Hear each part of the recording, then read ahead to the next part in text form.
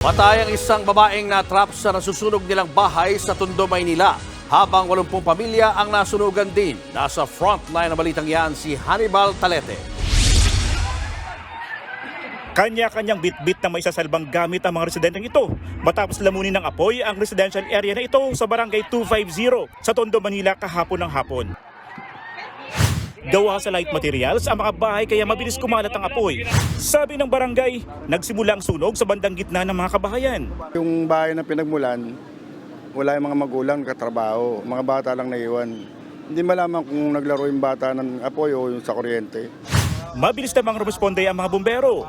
Pagkaapula sa apoy, bandang alas 4:30 ng hapon, tumambad sa mga otoridad ang sunog na bangkay ng 22 anyos na dalagita.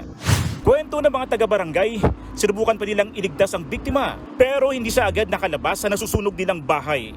Nasuffocate, yung flooring nila bumagsak, nahulog siya. Nag-aapoy na ilalim.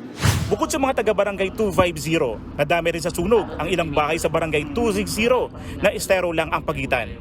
Bali po yung area na nasunog is talagang sakop po nung kabilang barangay. Pero meron po kasi kami rin ng mga residente na dun po nakatira. Sa kabuuan, nasa 80 pamilya ang nawalan ng tirahan. Sa makipot na kalsada naman, pansamantalang nagpalipas na magdamag ang mga nasunugan. Patuloy pang inaalam ang mitsa ng sunog at kabuuang halaga ng pinsala sa mga ari-arian. Nagbabalita mula sa frontline, Hannibal Talete, News 5. Mga kapatid, Julius Babaw po.